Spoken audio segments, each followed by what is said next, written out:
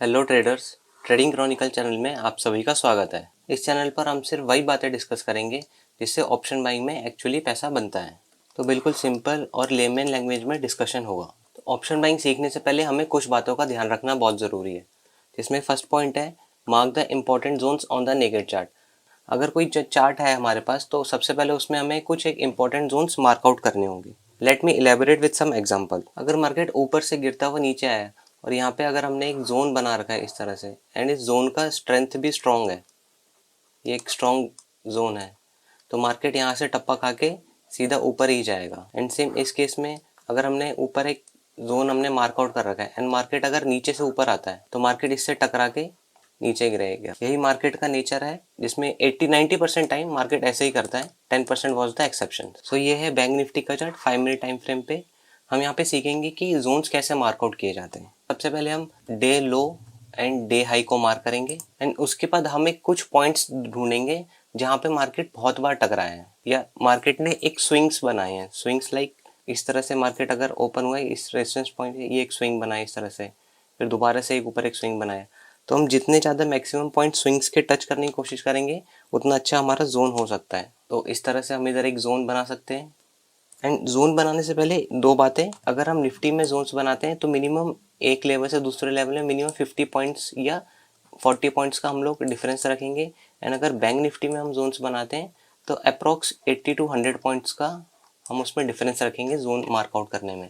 अब just because कि यहाँ पे हमें सिर्फ 3 ही जोन्स मिले हैं तो हम और प्रीवियस डे का चार्ट ओपन करेंगे एंड उसके अकॉर्डिंग हम कुछ चीज़ें मार्कआउट करेंगे। जैसे लाइक हमें यहाँ पे दिख रहा है कि एक कंसोलिडेशन है तो हम यहाँ पे एक जोन मार्कआउट कर सकते हैं। यहाँ पे इस तरह से मार्केट ओपन हुआ एंड स्विंग्स बनाया एंड स्विंग से नीचे आया, तो हम इस लेवल पे भी एक जोन मार्कआउट किया जा सकता है एंड कुछ एक नेक्स्ट जोन यहाँ पे मार्कआउट कर सकते हैं। सो देखते हैं कि हमारे जोन्स जो हमने बनाए हैं वो आज के दिन पे मार्केट ने किस तरह उसकी रिस्पेक्ट दिखाई है। Market exactly previous day high से ओपन हुआ, टकरा के बिल्कुल नीचे आया, फिर यहाँ पे एक स्विंग बनाया मार्केट ने, फिर यहाँ से एक रेजिस्टेंस पॉइंट्स पे टकराया, फिर ऊपर एक रेजिस्टेंस पॉइंट पे रहा, फिर एक स्विंग बना के नेक्स्ट रेजिस्टेंस पॉइंट पे आया। यही मार्केट का नेचर है और मार्केट एग्जैक्टली यही करता है। सो जितना ज़्यादा आप इस चीज़ को प्रैक्टिस करेंगे उतने अच्छे जोन्स मार्कआउट कर सकेंगे। यहाँ पे सेकंड पॉइंट है मेक योर ओन सेटअप और system with whom you can trust, and जिसका विन रेशो 60 to 70% है।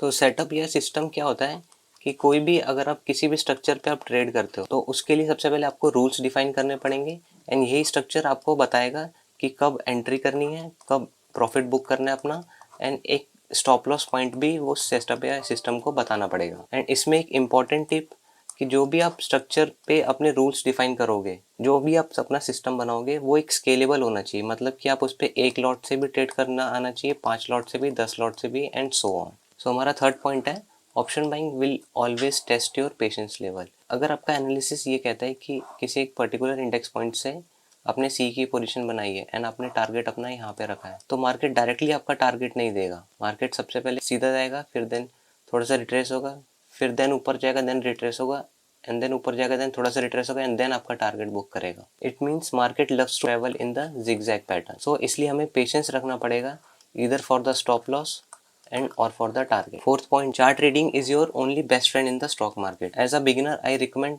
कि आपको सबसे पहले निफ्टी 50 के चार्ट पे फोकस करना चाहिए so that you can understand it's price behaviour and how it moves. जैसे अगर मार्केट कब ट्रेंडिंग होगी एंड कब मार्केट एक साइडवेज कंसोलिडेशन में रहेगी, ये सब आपको चार्ट ट्रेडिंग ही बता सकती है। So spend time with your chart as much as you can. इसमें लास्ट पॉइंट है you should have a good presence of mind. अगर आपका सेटअप का रिस्क टू रिवॉर्ड रेशो 1:1.5 है एंड इसमें अगर आप फुल क्वांटिटी के साथ एंटर कर जाते हो एंड मार्केट आपका टारगेट भी अचीव कर देता है, तो स्टिल ये एक बैड ट्रेड है। इसको एक आज के एग्जांपल से समझने की कोशिश करते हैं। ये है निफ्टी 50 का चार्ट 5 मिनट टाइम फ्रेम पे। यहाँ पे अगर प्राइस एक्शन से देखेंगे तो एक निफ्टी ने कप एंड हैंडल बनाया है, बट यहाँ पे एक प्रॉब्लम क्या है कि जैसे जब मार्केट ने यहाँ पे नेकलाइन पे ब्रेक दिया है, एग्जैक्टली वहाँ पे रीटेस्ट नहीं किया, मार्केट वहीं से ही थोड़ा सा अपवर्ड साइड मूव हो गया। अब कोई अगर यहाँ पे आज तो आपको टारगेट दिख रहा है, मार्केट ने रेजिस्टेंस पॉइंट तक टारगेट दे दिया है, लेकिन कल को ये आपका स्टॉप लॉस भी मार सकता है। एंड अगर सेम ट्रेड अगर किसी ने बैंक निफ्टी में फोकस करा होगा, ये है bank Nifty 5 minute time frame पे, यहाँ पे भी मार्केट ने कप एंड हैंडल बनाया है। इस तरह से मार्केट ने इधर कप बनाया, ये उसका हैंडल बनाया और यहाँ पे नेकलाइन पे ब्रेकआउट भी दिया एंड देन रीटेस्टिंग भी हुई है। अब यहाँ पे आप एंटर कर सकते थे, लेकिन अगर और यहाँ पे एक अच्छा प्रॉफिट भी हुआ होता, जिसने भी अगर यहाँ पे सी की पोजीशन बनाई है उसको ऑलमोस्ट 40 to 50% का उसके कैपिटल पे प्रॉफिट हो गया होता अगर वो सेकंड रेजिस्टेंस तक मूव किया होता। ऑलमोस्ट यहाँ पे अगर 42 600 का स्ट्राइक प्राइस का जो सी है वो ऑलमोस्ट 350 से जंप होके अप्रॉक्स 550 के आसपास तक आ गया था। मुझे उम्मीद है अगर जिसको भी ऑप्शन बाइंग सीखनी है वो इन 5 पॉइंट्स का बिल्कुल ध्यान रखेगा। सो नेक्स्ट वीडियो होगी, उस पर हम डबल टॉप और डबल बॉटम पे डिस्कशन करेंगे।